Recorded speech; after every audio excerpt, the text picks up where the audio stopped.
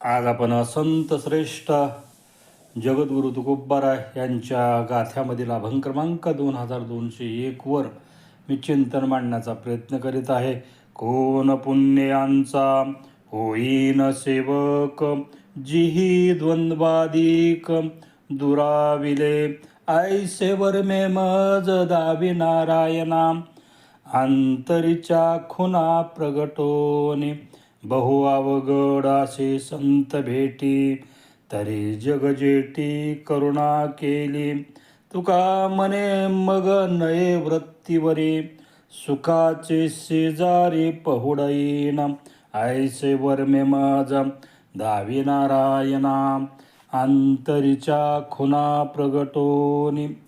प्रथम संत श्रेष्ठ जगद्गुरु तुकोबाराय यांच्या चरणी साष्टांग दंडवत घालतो. सर्व साधू संतांच्या चरणी साष्टांग दंडवत घालून पांडुरंग परमात्मा यांच्या चरणी साष्टांग दंडवत घालून माझ्या या चिंतनाला सुरुवात करतो. महाराज अभंगाच्या पहिल्या चरणामध्ये म्हणतात, कोण पुण्यांचा होईन सेवक, जिही द्वंद्वादिक दुराविले. कारण महाराज भगवंताला प्रश्न विचारतात की हे भगवंता, कोणत्या पुण्याईनं माझ्या जीवनामध्ये त्या संताचा सेवक होता येईल. असा महाराज पहिल्या ओळीला भगवंताला प्रश्न विचारतात. हा प्रश्न महाराजाच्याच जीवनामध्ये महत्त्वाचा आहे असं नाही. आपल्यालाही जर संताची प्राप्ती करून घ्यायचा असेल, आपल्याही जीवनामध्ये संताचा सेवक व्हायचा असेल, तर हा प्रश्न आपल्याही जीवनामध्ये महत्त्वाचा आहे. कारण कोणतं पुण्य? कारण पुण्य म्हटलं की त्याचा विरोधी शब्द आहे पाप. आणि पाप आणि पुण्य हे एकाच नाण्याच्या दोन बाजू आहेत. म्हणून आपण ज्याला पुण्य म्हणतो, ते पुण्य ही अदृश्य संपत्ती आहे. ती तुमच्या जीवनामध्ये पाप पुण्य दिसतच नाही. म्हणून इथं जन्माला आलेल्या प्रत्येक मनुष्याला त्याच्या जीवनामध्ये आपण पाप करतो का हे पुण्य करतो ह्याची व्याख्याही कळत नाही. आणि किती पुण्य आपल्या जीवनामध्ये जमा झालं आहे ही कुणाला सांगता येत नाही. म्हणून पाप पुण्य आणि या पाप पुण्याबद्दल महाराज बोलतात का, धर्माची तू मूर्ती, पाप पुण्य तुझी हाती. कारण महाराज सांगतात की इथं जन्मलेला प्रत्येक मनुष्य हा धर्माची मूर्ती आहे आणि त्याच्या हातामध्ये पाप पुण्य करण्याचं त्याला अधिकार भगवंतानं दिलेला आहे. म्हणून माऊली म्हणतात, आणि वाहतेची भौतुके, पाप पुण्य येथे पिके, म्हणून आम्ही कौतुके क्षेत्र म्हणो. कारण माऊलीने या देहाला क्षेत्र म्हटलेलं आहे. कारण हा देह आपल्याला देह मिळाला, जन्मल्यापासून आपण आपल्या जीवनामध्ये मरेपर्यंत कर्म करतोच. मग ते कर्म तुमच्या जीवनामध्ये चांगलं वाईट, आणि ते मग त्या चांगल्या वाईट कर्मामुळं आपल्याला ते पाप आणि पुण्य त्याची गणना केली जाते.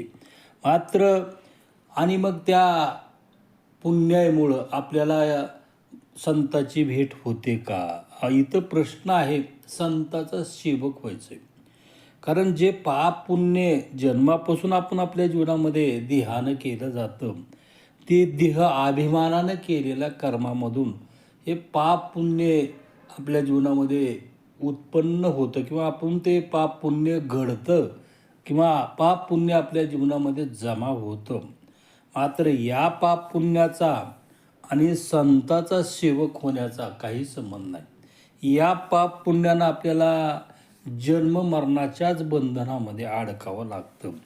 कारण जोपर्यंत देह, कारण अभिमान आहे, देहाचा अहंकार आहे, मन आहे, तोपर्यंत ते पाप पुण्य तुम्हाला या जन्म मरणाच्या बंधनामध्ये अडकवितं. आणि त्या पाप पुण्यानं संताची भेट होत नाही, भगवंताची भेट होत नाही. मग कोणतं पाप पुण्य अत्यंत महत्त्वाचं आहे. म्हणून पुण्य म्हणजे काय, हा जो प्रश्न महाराजांनी या पहिल्या चरणामध्ये मांडलेला आहे, कारण तो अत्यंत मोलाचा प्रश्न आहे. मनाच्या महाद्वारी प्रत्यहाच्या ठाणा तरी, जो ये मदम शरीरी जागवी उभे.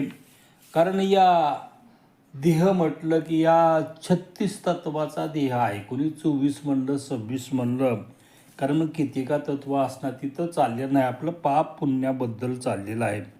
5 ज्ञानेंद्रिय आहेत, 5 कर्मेंद्रिय आहेत, पंचप्राण आहेत, मन बुद्धी चित्त अहंकार.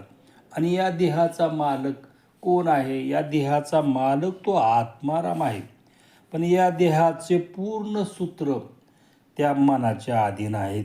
म्हणून मनाच्या महाद्वारामध्ये हे इंद्रिय रात्रंदिवस मन राबवित असं, आणि ते शेती करतं कशाची? विषयाची शेती करतं. म्हणून मनाला तुमच्या जीवनामध्ये यम नियम हे मन तुमच्या ताब्यामध्ये घेणं, मन अंतर्मुख करणं, आणि मनाच्या पहारा तुमच्या जीवनामध्ये सतत त्या विषयाचं चिंतन मनामध्ये चालू असतं. विषयापासून तुमचं अंतःकरण मन बाजूला करणं हे अत्यंत कठीण असणारी गोष्ट आहे. म्हणून इथं आपण आपल्या जीवनामध्ये जे पाप आणि पुण्याची व्याख्या करतो ते मन बुद्धी चित्त यानं केलेलं कर्म. उदाहरण द्यायचं झालं, एखाद्यानं मोठा सप्ताह केला, त्याला वाटतं मी मोठं पुण्य केलं, पण या पुण्यानं तुमच्या जीवनामध्ये त्या संताची सेवक होता येणार नाही. ह्या पुण्यानं तुम्हाला फळ मिळणार आहे. प्रत्येक कर्माचं फळ मिळतं, प्रत्येक पुण्याचं फळ मिळतं. पण मी देह आहे, देह अभिमानाने केलेलं कर्मानं तुमच्या जीवनामध्ये ते सात्विक पुण्य किंवा त्या पुण्यानं संताची सेवक तुमच्या जीवनामध्ये होता येत नाही. म्हणून माऊली म्हणतात, अर्जुन तेने पाडे जयासी विषय वार्ता नावडे, नेदी इंद्रियाचे नि तोंडे काहीच जावो. कोणतं पुण्य? आता इथं माऊली सांगतात, ज्याच्या मनाला विषयाची गोडी आवडतच नाही व जो त्याच्या जीवनामध्ये इंद्रियाला विषयाकडे जाऊच देत नाही, तो कर्म त्याच्या जीवनामध्ये करीत असताना मी देह आहे म्हणून त्याच्या जीवनामध्ये तो कर्म करीतच नाही, त्याच पुण्याईनं तुमच्या जीवनामध्ये संताचा सेवक होता येतं. म्हणून आपल्या जीवनामध्ये कमीत कमी निष्काम पुण्य करावं, निष्काम कर्म करावं. निष्काम कर्म म्हणजे आपण फळाची अपेक्षा न ठेवता, भगवद्गीतेमध्ये भगवंतानं जे निष्काम कर्म सांगितलेलं आहे त्या निष्काम कर्मानं तुमच्या जीवनामध्ये एखादी वेळेस संताचा सेवक होता येईल. मात्र जे तुम्ही या देह अभिमानाने कर्म करता, मोठा सप्ताह करता, मोठं एखादा म्हणतो एखादा 10 एकर देवस्थानला जमीन दान देतो, कोणी अन्नदान वस्त्रदान कपडादान, हे सर्व ज्ञानसुद्धा या जगामध्ये पैसा घेऊन जे ज्ञान तुमच्या जीवनामध्ये विकलं जातं, त्या ज्ञानानं तुम्हाला कुठं त्या संताचा सेवक तुमच्या जीवनामध्ये होता येत नाही. म्हणून संताचा सेवक व्हायचं आहे तर निष्काम कर्म तरी राहावं, किंवा देह अभिमानानं तुमच्या जीवनामध्ये केलेल्या कर्मानं तुम्ही निष्काम कर्म तुमच्या जीवनामध्ये होतच नाही. म्हणून माऊलींनी जे सांगितलं, जे तुकोबाराय यांनी सांगितलं, म्हणून आपल्या जीवनामध्ये मानवाच्या हातून पाप का होतं, का माणूस त्याच्या जीवनामध्ये पुण्यकर्म घडत नाही. धर्मशास्त्र, अध्यात्म, समाजशास्त्र, नीतिशास्त्र, मानसशास्त्र, कायदा, कारण यांनी सर्वाच्या पुढं त्याच्या जीवनामध्ये मनुष्याच्या पाप कर्म का करतो ही समस्या आहे. त्याचं स्पष्टीकरण प्रत्येकानं त्यांच्या जीवनामध्ये देण्याचा प्रयत्न केलेला आहे. पण त्याच्यात मुख्य कारणं काय आहेत आपल्या जीवनामध्ये पाप करण्याचं? तर पहिलं आहे, आपण समजतो मनुष्य हा दैव, माझं प्रारब्ध आहे, प्रारब्धानुसार. आता आमचे महात्मे लोक सांगतात, संताची भेट बहुआवगड, असे संत भेटी परिजग जेटी, 1000 जन्माचं पुण्य लागतं म्हणतात. असं काहीतरी दैवयोग त्यांच्या जीवनामध्ये सांगतात. आणि हे काम क्रोध मद मत्सर दम अहंकार आणि निष्काळजीपणा आपल्या जीवनामध्ये, आणि असं हे आपल्या पापाचं कारण आहे. कारण इथं जन्मलेला प्रत्येक मनुष्य तो भगवंतच आहे, भगवंताचा अंश आहे, म्हणून तो पूर्ण भगवंत आहे. अहम ब्रह्मास्मी, मीच ब्रह्म आहे, या बोधावर तुमच्या जीवनामध्ये आरूढ होऊन केलेलं कर्म, ते पूर्ण कर्म ते सात्विक कर्म होतं. आणि अशा सात्विक कर्मामध्ये तिथं पापही राहत नाही आणि तिथं पुण्यही राहत नाही. कोण पुण्यांचा होईन सेवक, तुम्हाला सेवक व्हायचंय. जिही द्वंद्वाधिक दुराविले. आता हे दोन आपल्या जीवनामध्ये का दिसतं? कारण आपण द्वंद्वाधिकाच्या पलीकडे जायलाच तयार नाही. आपली देहबुद्धी आहे, मन आहे, चित्त आहे, अहंकार आहे, आणि आपण त्या दोनच्या पलीकडे जाणं. कारण डोळ्याला आपलं या जगामध्ये भगवंताशिवाय काही नाही, या चराचरामध्ये तो भगवंतच नटलेला आहे. पण आपल्या डोळ्याला दोन दिसतं, आपण पाहत असताना कधीच एक पाहत नाही. म्हणून हे संत त्यांच्या जीवनामध्ये त्या द्वंद्वाधिकाच्या पलीकडे गेलेले असतात. म्हणून शिंकेला विले दुरी होतो तिघाचे मी वरी. कारण हे द्वंद्व म्हणजे आपल्या जीवनामध्ये जागृती, स्वप्न, सुसुप्ती ही 3 अवस्था मनुष्याच्या जीवनामध्ये आहेत. आणि या 3 अवस्थेच्या पलीकडची जी अवस्था आहे तिला तुर्या म्हणतात. तिथं फक्त साक्षी राहतो, कोणताही तिथं जाणीव तुमच्या जीवनामध्ये राहत नाही, कोणताही अनुभव त्या अवस्थेमध्ये तुमच्या जीवनामध्ये राहत नाही. मी असल्याची फक्त कायम जाणीव असते. याला समाधी म्हणतात, याला शुद्ध चैतन्य किंवा आत्मजागृती अवस्था म्हणतात. मग अशा अवस्थेमध्ये तुमच्या जीवनामध्ये तिथं पापही राहत नाही आणि तिथं पुण्यही राहत नाही, असं महाराज अभंगाच्या पहिल्या चरणामध्ये सांगतात. अभंगाच्या दुसऱ्या चरणामध्ये महाराज म्हणतात, ऐसे वर्मे माझा दावे नारायणा अंतरच्या खुना प्रगटोनी. कारण त्या संताला प्राप्त करून घ्यायचं आहे. तुमच्या जीवनामध्ये कोणतं पुण्य लागतं, म्हणून त्याचं मर्म काय? कारण भगवंताला महाराज प्रश्न विचारतात, हे नारायणा, त्या संताला ओळखण्यासाठी माझ्या जीवनामध्ये आंतरिक मर्म सांग, बाहेरलं मर्म नाही, बाहेरलं वर्म नाही माझ्या जीवनामध्ये. कारण बाहेरल्या खुणा आपल्या जीवनामध्ये पाहून आपण ज्याला संत म्हणतो तिथं फसण्याची शक्यता 99% आपल्या जीवनामध्ये असते.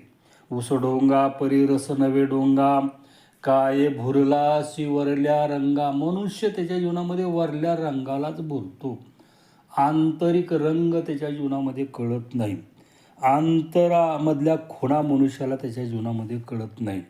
म्हणून आपण जे पाहतो ते वरले रंग पाहतो, पण अंतकरणामधले जे वर्म आहेत, अंतकरणामधल्या ज्या खुणा आहेत, महाराज सांगतात त्या खुणा मला माझ्या जीवनामध्ये कशा आहेत, त्या संताच्या खुणा कशा असतात. वरल्या खुणाही अत्यंत महत्त्वाच्या नाहीत, पण खुणा अत्यंत महत्त्वाच्या अंतरंगामधल्या खुणा महत्त्वाच्या आहेत. आणि त्या खुणा मला माझ्या जीवनामध्ये कशा आहेत ते तुम्ही मला सांगावी, अशी विनंती करतात महाराज अभंगाच्या दुसऱ्या चरणामध्ये. अभंगाच्या तिसऱ्या चरणामध्ये महाराज म्हणतात, बहु अवघड असे संत भेटी तरी जगजेटी करुणा केली. हे भगवंता, संताची भेट होणे फार फार अवघड आहे, कठीण आहे, असं अनेक साधू संतांनी त्यांच्या जीवनामध्ये सांगितलेलं आहे. मात्र त्या संताच्या भेटीचं मर्म मला माझ्या जीवनामध्ये सांगा. माझ्या अंतकरणामध्ये त्या संताची भेट कशी होईल याची तळमळ महाराजाच्या जीवनामध्ये लागलेली आहे. आपल्याही जीवनामध्ये अशी तळमळ लागावी. कारण जोपर्यंत तुमची तळमळ लागणार नाही तोपर्यंत तुम्हालाही तुमच्या जीवनामध्ये त्या संताची भेट तुमच्या जीवनामध्ये होणार नाही. म्हणून प्रत्येक साधू संतांनी त्यांच्या जीवनामध्ये संताची भेट अवघड म्हटलेलं आहे, कठीण म्हटलेलं आहे, दुर्मिळ म्हटलेलं आहे, पण होत नाही असं म्हटलेलं नाही. महाराजांनी संत पर प्रकरण जे नथुसिंग बाबाच्या गाथ्यामधील अभंग क्रमांक 2174 ते 2400 अभंग महाराजांनी त्यांच्या जीवनामध्ये संताची भेट कशी होते, संत आपल्या जीवनामध्ये कसे ओळखावे, संताची प्राप्ती आपल्या जीवनामध्ये कशी करून घ्यावी, संताची संगत आपल्या जीवनामध्ये कशी करावी, याच्याबद्दल महाराजांनी कारण त्यांच्या गाथ्यामध्ये या जगाला समजवून सांगितलेलं आहे किंवा अभंग केलेला आहे. कोण पुण्य कोणा गाठी, ज्याची ऐसियाची भेटी, अशा 266 अभंगापैकी माझ्या जीवनामध्ये 53 अभंगावर मी चिंतन मांडलेलं आहे. माझा मोठेपणा सांगत नाही, मी माझ्या जीवनामध्ये प्रामाणिकपणे सांगण्याचा प्रयत्न करतो, पण आता तुम्ही ऐकतच नाही. उदाहरण देऊ म्हणलं तर वेळ पुरत नाही आणि 20-25 मिनटाच्या पुढे गेलेला ऑडिओ तुमच्या जीवनामध्ये तुम्ही ऐकत नाही. मला माझ्या जीवनामध्ये पंचायत पडते की कसं समजावून सांगावं, तरीही मी शब्द काटछाट करून माझ्या जीवनामध्ये त्या अभंगाला न्याय देण्याचा माझ्या जीवनामध्ये मी प्रयत्न करतो. पण जर तुम्हाला ते ऐकायचंच नसेल तर ते मला त्याचा माझ्या जीवनामध्ये त्याच्याबद्दल नाईलाज आहे. म्हणून महाराज जे म्हणतात, बहु अवघडाशी संत भेटी, तरी जगजेटी करुणा केली. कारण संत झाल्यानंतर त्या संताला त्यांच्या जीवनामध्ये कळत नाही मी संत झालेलो आहे. याच्यावर मी अनेक वेळा उदाहरण दिलेलं आहे. नारदाच्या जीवनामध्ये नारद स्वतः भगवंताला विचारतात की संत कसे असतात आणि माझ्या जीवनामध्ये संताची भेट होईल का, याच्याबद्दल मी अनेक वेळा उदाहरण दिलेलं आहे. आता कारण मला वेळ नाही माझ्या जीवनामध्ये, म्हणून मग ते तुम्हाला ते सविस्तर असं उदाहरण सांगू शकत नाही. म्हणून अनेक व्हिडिओमध्ये मी याच्याबद्दल सांगितलेलं आहे. ते व्हिडिओ तुमच्या जीवनामध्ये ऐकावे आणि तुम्ही तुमच्या जीवनामध्ये संताचा सेवक होण्याचा प्रत्येक मनुष्याला अधिकार दिलेला आहे. आणि म्हणून आपल्या जीवनामध्ये कर्म करीत असताना आपण कर्म कसं करायचं, कुणाच्या सानिध्यामध्ये राहायचं, कुणाची संगती आपल्या जीवनामध्ये करायची, हे प्रत्येक मनुष्याला त्याच्या जीवनामध्ये तो अधिकार दिलेला आहे.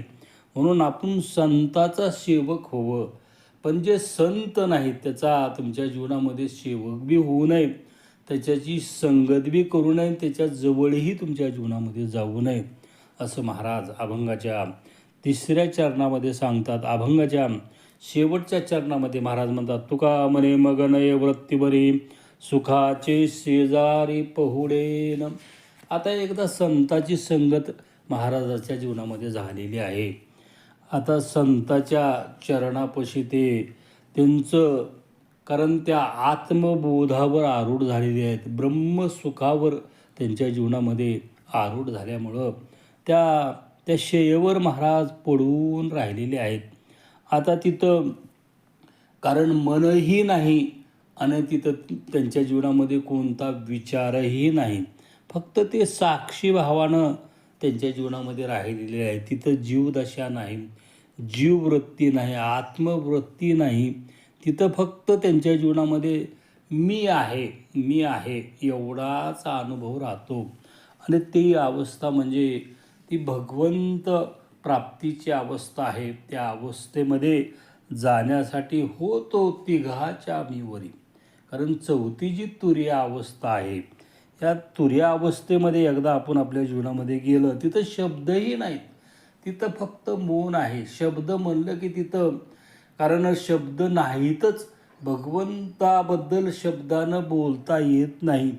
आणि शब्दाबद्दल आपल्या जीवनामध्ये भगवंतानं बोललं की ते, कारण त्याचं महत्त्व तुमच्या जीवनामध्ये राहत नाही.